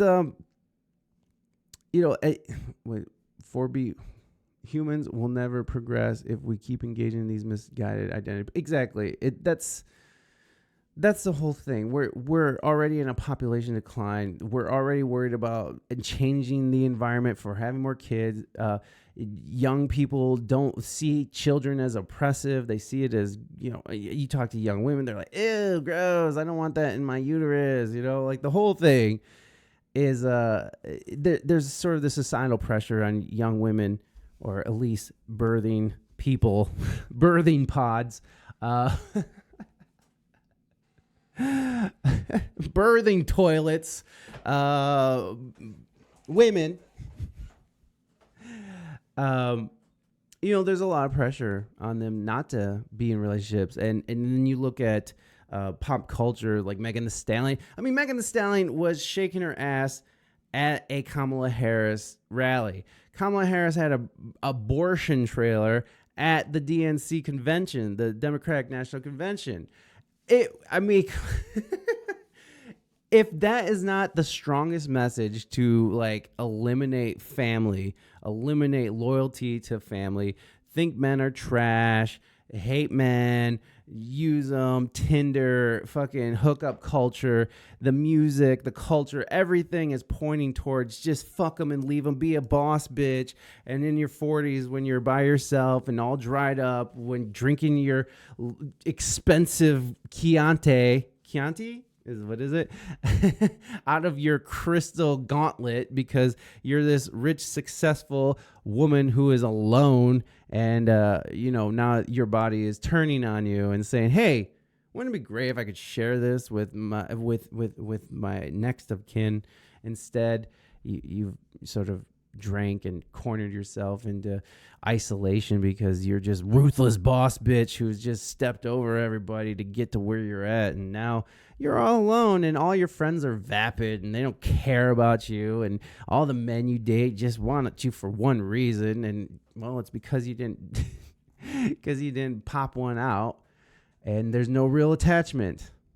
And you're seeing that. You're seeing testimonies. It's interesting. It's interesting to see these feminists who get older. It's like, oh my God, I don't know. This is not right. But again, I'm not saying nobody do that. Live your life, boo. Again, get abortions, go and fuck them and leave them, be a boss bitch. I am completely for people being who they are and expressing themselves how they want to be, as long as you're not fucking with me or, hurting other people. I just don't care enough about you being alone in your 40s and your uterus all dried up and hurting because, it sounds mean. I know it does, but it's true. Like if you look at, hey, Bon, we got a whole dude storm in here, so it would be good to get a woman's perspective. And Bon, how are you, my friend? It is so good to see you. Thank you for stopping by. Oh, we're just tackling easy issues like abortion. Another dude talking about abortion. Woo! Oh, jeez. Hey, I'm in my 40s and have a kid, and it's not great. I'm in my 40s and I have multiple kids, and it's trying, but I love it. And it was something that I didn't want, but it was something that I didn't realize I needed. I'm good. I'm in bed. How's you? How's the family? Good, Bon. We're just doing our thing, living, about to buy another house. So not too bad. Abortions forever. Yeah, hey, that's how I am. Flush them, baby. Flush them. It's not on me. I would never have one. My wife would never have one unless it was a complete medical emergency, obviously. But I'm not here to fucking stifle anybody's shit. I voted for Hawk Tua. I said spit on that thing. I didn't vote for the orange guy. So I'm just putting it out there over and over again because everybody thinks because I hate Kamala. I don't hate her. I just dislike her strongly because she's just this empty vessel of a human being who just... anyways, we're not going to go into that. We're putting that behind us. Definitely not as an argument society makes it out to be. Yeah, and so we were looking at this chart in Florida that maybe I should bring. Should I bring the chart back? So this was taken in 2018. 70,000 abortions occurred in 2018 in Florida, and in Florida they record every abortion and the reason why the abortion is happening, which is a very interesting thing. I tried I tried Jill Stein. Ohio kicked Jill Stein off the ballot, or at least made each vote for her not count because her running mate dropped out, and whatever reason they came up with, probably the Democrats trying to eliminate the competition. I wasn't able to vote for Jill Stein, and I was gonna vote for that lady. Newsflash, humans aren't that great. Maybe the notion of our species need to go on forever is dumb. Well, primordial. I mean, that's your opinion. I like humans. I like friends. I like my family. So I understand where you're coming from. I've had that sort of nihilist view at points in my life. But I've changed that view over the last, 10 years since I've had a baby.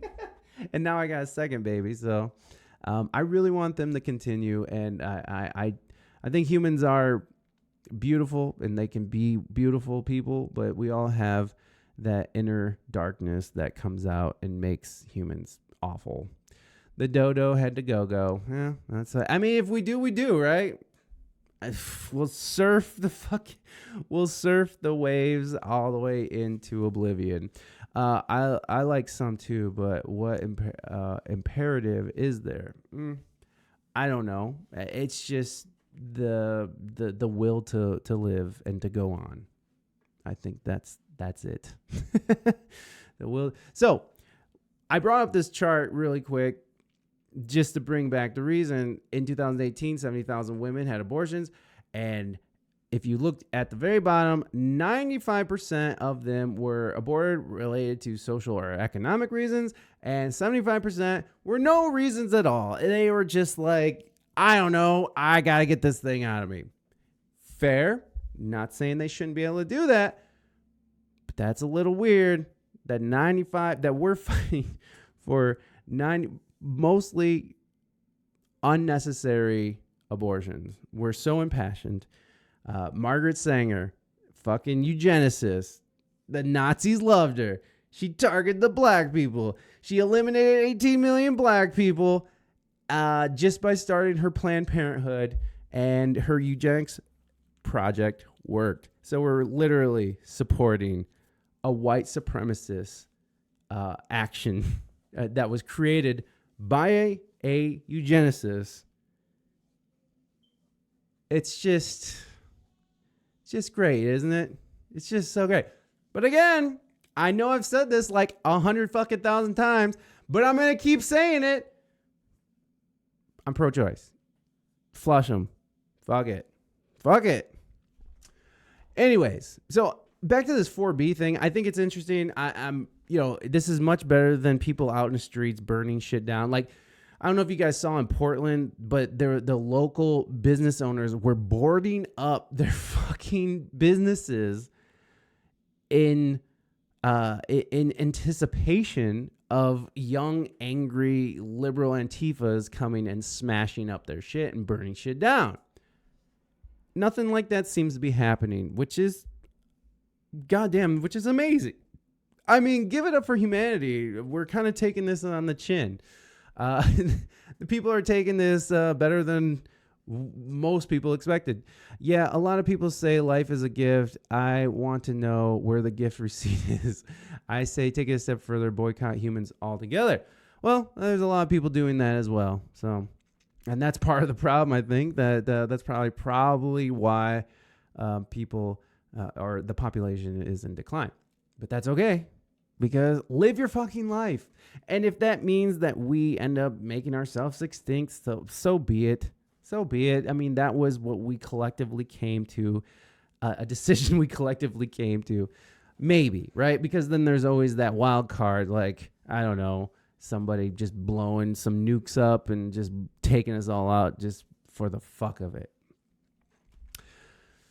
So interest in 4B movement has surged in the days since the election, with Google searches spiking and the hashtag taking off on social media. Scores of young women are exploring and promoting the idea in posts on platforms like TikTok. They don't link to X though. Oh, it is linked to X. So this is, oh man, the liberals crying is the greatest compilations ever. Okay, so this is a TikTok of it. I've seen this. So, straight women, this is the time to look into 4B movement. You do not need a man, I promise. That's interesting. It just seems like women just love to find men, though, and they stay with men unless they're mentally, I don't know, crazy or fucked. I don't know. I'm pretty sure that most straight women are looking for someone to love. Most people are looking for people to love. I think people just don't have the strength to fight for more thing than that, because disappointment. You know what? I think you might be right, because they're conflating abortion with actual, women's rights and the sort of like almost the Me Too movement. It's like they're calling it abuse and stuff. And I don't think that that's the case. I think that what we're talking about is different than, someone who was abused and women who get abused. Because we were talking about Billie Eilish. I just can't say it. I can't unsay it now. Billie Eilish, fucking, I'm embracing it. Billie Eilish was saying that, she's been abused and she knows women, a lot of women, or all women that she talks to, has a story of being, abused in some way or assaulted in some way, varying from microaggressions to full on, sexual assault. And that's true. I agree. Most women have been accosted in some way, right? If you have big bosoms, right? Men are just going to be staring at them all day. We're babies. We're babies.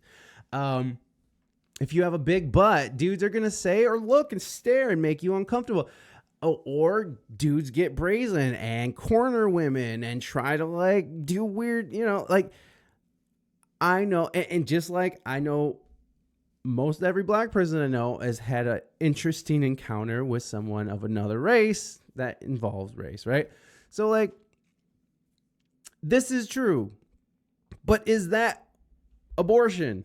That's not, I don't see how that relates to abortion, but maybe someone could. I mean, it is human nature to be attracted to the opposite sex and to want to procreate, and men to want to just lay their seed in everything that walks. But if we're going to have polite society, we can't just have men running around just grabbing pussies, right? We can't grab them by the pussy. Right? Don't grab women by the pussy. Gentlemen, just, you don't, hey, unless they want it, then grab them by the pussy, right? Get that pussy, girl. You just don't randomly start grabbing or, unwelcome comments at the office. It's just where we're at, man. I'm not trying to say that every case of a dude being like, hey, Rhonda, that dress looks really nice today. And Rhonda's like, I just been raped. That's not what I'm talking about, right? I'm talking about the creepy dudes who are up in a woman's shit. You know what I mean? It's real creeps. There's real creeps out there, and they're mostly men. So, I mean, I can agree with Billie Eilish, but that's not fucking abortion. That has nothing to do with abortion. And this is what's being conflated right now, which is very interesting. And so now this 4B movement's coming out because of the war on women's reproductive rights. And again, I live in Ohio, where you can get a late term abort, 9 months, baby, and beyond, if you can find the doctor. Let's see here. I think, here's some real news. Biden extended the national emergency status again. What is that? The U.S. has been under a state of emergency since the 70s. I don't know, man. Have never accosted any women. Okay, that's fine. I'm not saying every dude goes out and accosts women. I'm saying every woman has been accosted by a man. I'm not saying primordial sounds. You're out there just grabbing women by the pussy. No, it's not it. And we could probably get this confirmed by Bon, who has probably either been accosted or knows plenty of women who have been accosted or assaulted by a woman. Or not by a woman, but by a dude, right? Like, again, I'm talking about, like, generally when you talk to women, they have a story. It's also about access to Plan B pill. Yeah. I get that too, because there are some places that want to get rid of the Plan B pill, which, again, you know, I fully support Plan B. I fully support the abortions. That is an issue, and I agree that is an important issue. But is it more important than a woman being able to, or people being able to afford groceries, and the fact that children who do exist are going without dinner at least once or 2 times a week? I think that was the big thing with how America voted for Donald Trump again, because it was such an overwhelming, too big to rig type thing that obviously the reproductive rights is very important, but people want to eat. People want to buy a fucking house. Like, people want to live, right? And when you're focusing an entire campaign on eliminating life, I think people are just like, hey, I'm pushing that probably down in the stuff that's important in my life. And I think that's what this huge response was to the left and to Democrats. Right. I didn't think you meant that, but it's harder to believe as a man who hasn't done it, get what I mean. Oh, of course. But again, I talk to women and I know a lot of women.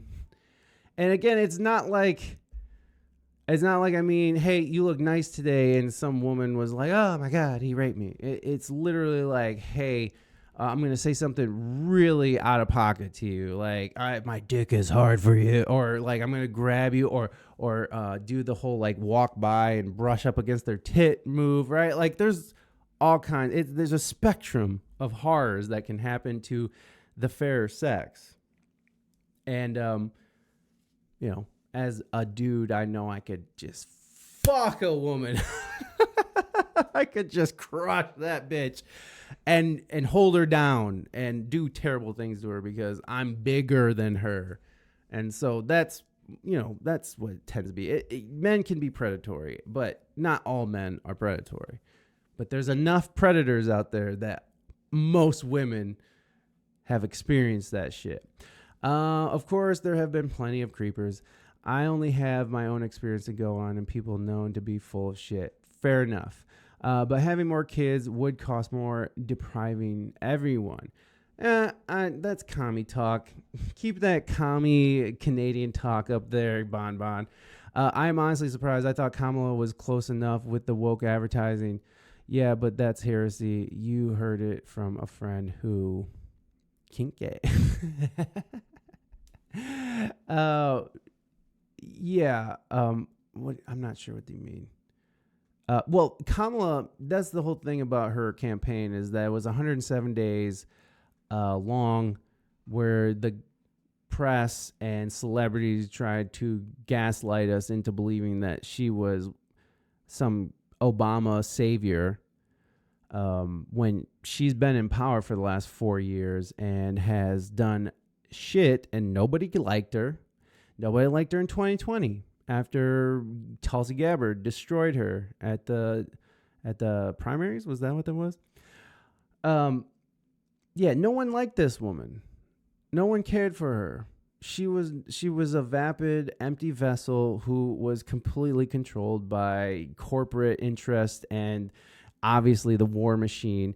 Dick Cheney, who is the biggest war hawk criminal and primordial. I know you're old enough to remember how much of a demon he was seen as. He doesn't have a fucking heartbeat. He doesn't have a pulse. All right? He is a Sith Lord, okay? Like, he shot a motherfucker in the face, okay? Like, he's ruthless. And him and his Warhawk daughter both supporting Kamala Harris. I don't understand how that's not a red flag for anybody. Voted for Hawk Tuah.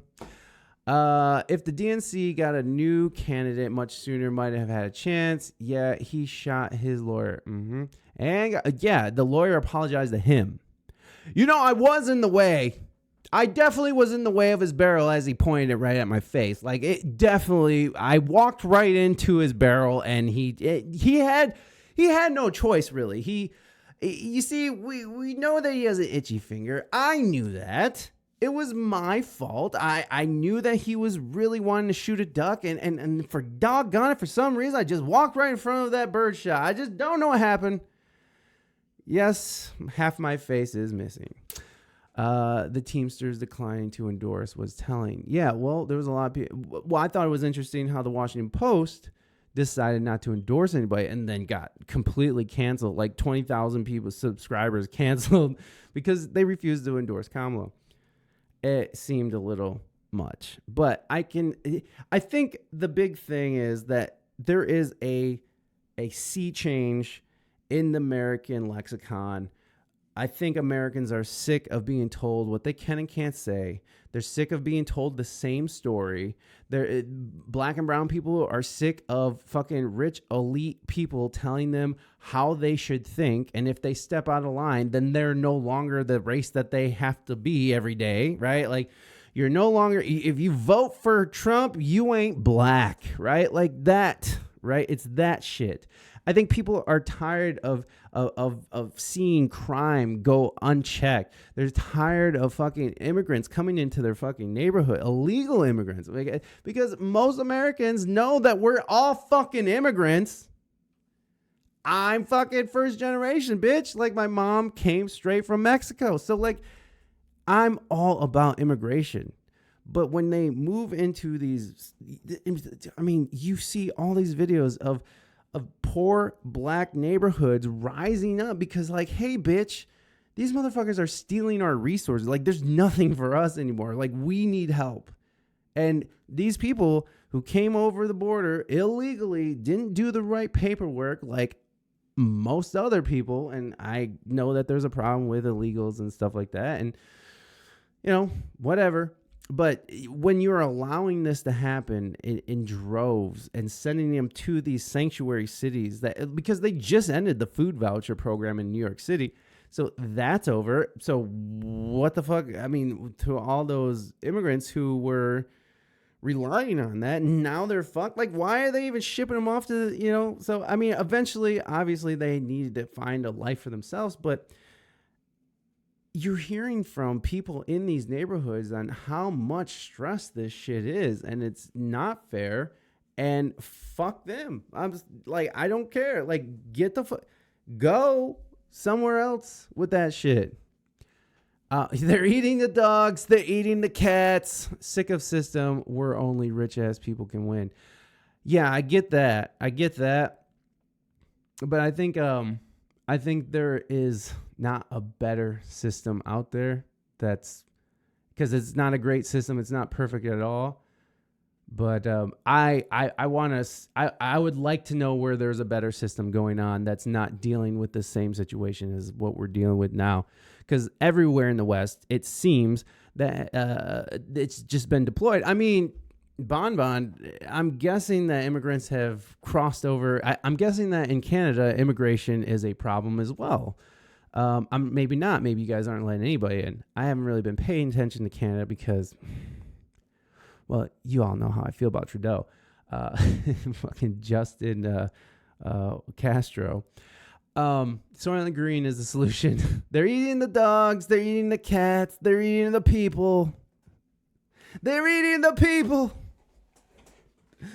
So this woman or whoever, yep, the Haitians are here too. Yeah. Are they eating the dogs up there?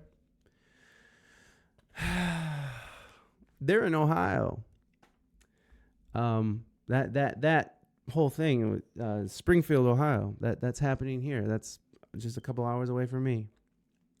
They're eating the dogs. They're eating the cat. How funny is it, though, that TikTok just took all those Donald Trump quotes and just turned them into dances?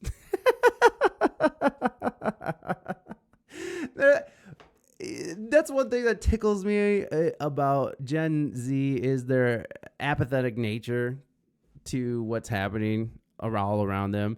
Even to a fault, right? But like that is so. I don't care. It's funny. It's fun. I'm just gonna do it. They're doing a lot of drug and gang shit. Yeah. They took over some apartment buildings in some U.S. cities here. I mean, real shit. I mean, that don't seem right, right? Like that. Should gangs from other countries be able to just take private property and start running the... I mean, it's not like gangs don't do that anyways, right? Like, that's the protection circuit where it's like, hey, I'm going to offer you some protection. You just have to pay me $12,000 a month and I'll protect you from me. You know, it happens here as well. That's an American tradition. But yeah, so we have this... And this is for straight women, I guess, because apparently white women ruined it for everybody again. Apparently white women are fucking it all up. Before it was the black men, right? Like, and my wife's black side of the family was damn white people. Why ain't right? You know, there was this huge narrative. I mean, Barry Santorum. I mean, Barack Obama, you know, he got out there and rolled up his sleeve and was like telling the brothers to how they're being misogynist. He's like, I don't think the brothers care. You know, I think they have misogyny. He's using the same old playbook, right? It's like they're racist or they hate women or they fucking anti-vax or they fucking, you know, whatever the label is. They're trying to shame men into fucking voting for this terrible candidate. Why? So they were blaming black men, and then it turns out it's the white women. So go figure, white woman promoting not having sex with men, not having relationships with men, not having children or marriage, right? Like, so there's 4 things that they're trying to do. No relationships, no sex, no children, no marriage. Again, these hoes ain't loyal. That shit ain't happening. My state went all blue, but lost anyways. Yeah, that's the way it is. That's why local politics is mostly what I pay attention to. This presidential, I mean, I threw away my vote. I said fucking Hawk Tuo, okay? Spit on that thing. I just wasn't going to participate in that. Everything else I was very well informed about, like my local elections. There was some funding for schools. There was funding for seniors. There was some gerrymandering shit that was going on here, you know, and some local officials. Some of them are my friends. So, you know, I voted for them, whether they're Republican or Democrat. You know, like one of my friends, he was running for commissioner. So, and he's Republican. And I was like, fuck yeah, I'm going to vote for fucking Tom. But yeah, I pay attention to local and, you know, regional, because these other things, who knows what's real or what's not. Like, the CIA has been in charge for a long time. So either way I would have voted, it wouldn't have mattered. Yeah, that's how California was when I was in Cali. I mean, it didn't matter who you voted for. Blue is forever going to run that state. Yeah, they just kept raising taxes here. New Jersey is terrible. Yeah, well, that's the thing, right?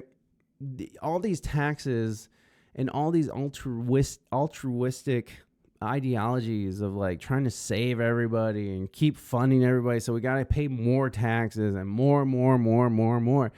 And so you do see how some conservatives can be like, hey, fuck you. Taxation is theft, you know? So I see both sides. Because I voted in favor of funding the schools, even though we have a failing school district here. I'm just like, well, I hate the idea of children not having what they need. It's so fucking sad. It's so sad that 38% of the black and brown children can't even read at a high school level, right? Like that's the United States. That's a whole generation of children who are going to be illiterate, who are going to be making uninformed decisions in their life, making bad decisions probably because, I don't know, that's what tends to happen. Those are the numbers. If we focused on education, we focused on actually building up these poor communities and bringing them up to speed, which takes time and generations and shit. But I find that more appealing than using tax dollars to go fund these infinite forever wars where we just are, regime change wars and we're stealing resources and it's just the oldest bullshit in the book, man. It's fucking Afghanistan. When I think of Afghanistan and the horrors that those young women have to go through, a whole generation of young women grew up thinking that they were going to be doctors. And then we pulled out and immediately the Taliban came in, Sharia law. And when you hear these women crying through their fucking burqas, knowing that their life now is they're just possessions. And that's really fucking sad. That is so horribly sad to me. Terrible. It's fucking terrible what we do. And that's why I think we just need to refocus on America. Like America should come first. I don't care about the Israelis. I don't care about their conflict, their forever imperialistic conflict, right? Like I don't care about that. Like I feel so bad to see those fucking children being blown to pieces every day, and I think what they're doing is horrible. But fuck if I want to be a part of that, because guess what? It's my and your tax dollar, Primordial, and Mighty Mighty that are paying for the demolition and demise of an entire population of people. And fuck that, and fuck them. Fuck Russia, fuck Ukraine, fuck them all. It's time to go inward. It's time to just and I'm not saying like isolate trade or anything, but like there is no reason that people should just be dying in droves, or at least Americans, or our money going to fund people dying in droves. I'm just not with it. Fuck them all. America first, bitch. That's where I'm going to. Absolutely, the war machine, the real cause of most U.S. problems. All Americans should come first, not just the Raytheon. Yes, exactly. We have... I missed a bunch of stuff. So either way we have voted, it wouldn't have mattered. Yeah. And that's how I feel about the whole presidential thing. I just feel like we're fucked either way. But there is good news, right? Like Trump, like within 24 hours of Trump being elected, Hamas has started to talk about let's fucking end the war. Let's start negotiations. Putin said he's open for peace talks. That is weird, okay? That's just weird that fucking this dude just waltzes in and all of a sudden these headlines start coming out where like people are calling for peace. You're hearing these networks calling to lower the temperature. It's very interesting to see. So again, I'm excited not for Trump, but for his team. I'm excited for RFK. I'm excited for Tulsi Gabbard. I'm excited for JD fucking Vance, who I really admired how he handled the press and how he speaks and how articulate and how he just makes fucking sense. Like Kamala and Tim Walz, you couldn't get a straight fucking answer out of those people. They're not people. They're drones. Well, on that happy note, I'm falling asleep. Bon, thank you so much for popping in. It was wonderful to see you, my friend. Please get some sleep, get some rest, and hopefully the Haitians don't eat your cat or your dog. All right, I got to get through this video so we can just leave this topic behind, because this is just getting I didn't think it was going to go into this direction, but yeah, I'm all fired up, so that's good. Okay, this music sucks, so we're going to go ahead and mute the music, and for those of you listening on the audio, and we're going to be watching a TikTok video of women staring off sadly with, of course, crazily colored hair. This girl's pretty cute, though. I gotta say, I do like the hair coloring. I mean, it's hot. I remember back in my day, a girl wore hair color like that. She was just crazy and awesome in bed. Now they have a political agenda. I don't know much, but I do know most politicians are also lawyers and newly elected want. Yes. So this says, straight women, this is the time to look into 4B movement. You do not need a man. I promise you he isn't. I see. But I do know most politicians are also lawyers and the newly elected one. He is. Yeah. He's not a lawyer. He's a businessman. I don't know. All I can say about Trump is that he's the first president in the last, in my lifetime to lose $1 billion while in office. Whereas every president before him has started at a few million or 100,000, a few 100,000. And by the time they're done with the presidency, they're in the 50 to hundreds of millions of dollars richer. How is that possible? Why is that possible? Why are they allowed to do that? It's just interesting, right? And I'm coming to some weird terms of Trump being back, and I'm trying to see the positive. I really do. Harris was a garbage lawyer. She fucked her way into politics. She's literally not black. They broke down the genealogy. She lied about who her grandma is in her book. She comes from Irish slavers and Jamaican imperialists who came over to fucking try to wipe out the Rastafarians because they were too busy getting high and thinking for themselves, and they didn't want to stop the slavery, right? But Jamaica was like, fuck you, you can't do that. So she comes from a communist. Her dad's a liar. I just don't trust anything about her. Her mom was involved in the Canadian MK Ultra program. There is so much evidence out there that's just out there in front of us, and she is just not great. And there's articles you can go back and read from the San Francisco Chronicle, I think that's what they call it, where they're talking about corruption within the AG's office and how she allowed cartels to run certain businesses in the Bay Area and in California, and keeping people imprisoned for the slave labor. Right now, they're in California. They do not want to give up their prison. They're so for prison reform, except for the free labor part. And, the South didn't want to give up their slaves either, So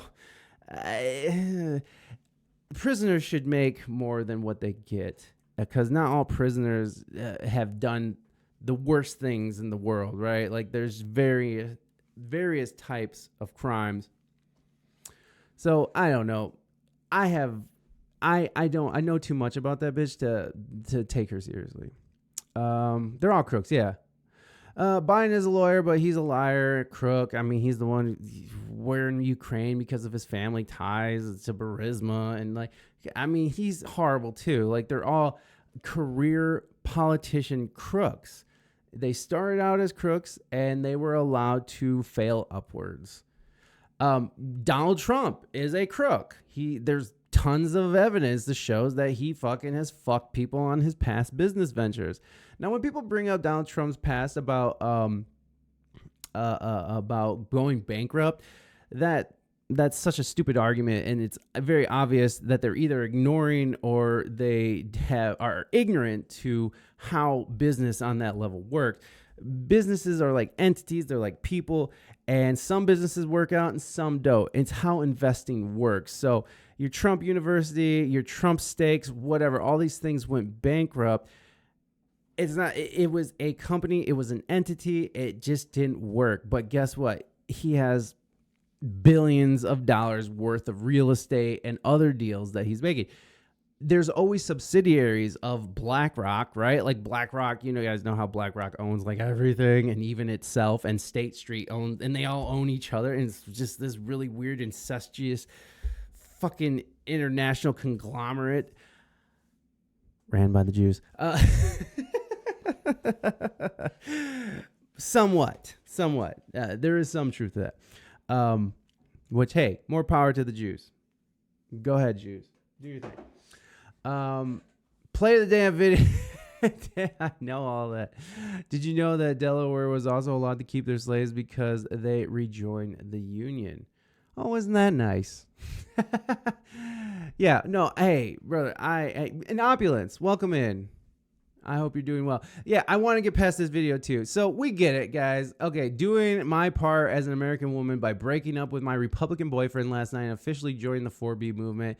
Okay, we're going to have a bunch of ladies who are like, I'm not going to fuck. These bitches, these hoes. Opulence! Drunk again. Welcome in.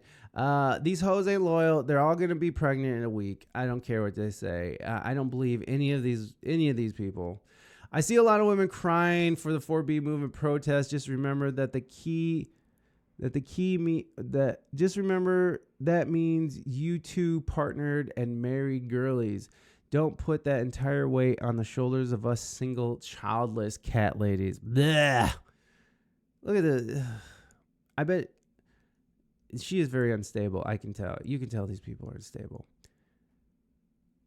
IRA didn't want kids, so 4B movement here we come. Yeah, no, you're gonna break down these. Oh God, this person would probably stick to it though. Let's listen to this person talk. This person is crazy. Okay, that is a crazy person. All right, so most of these people are crazy.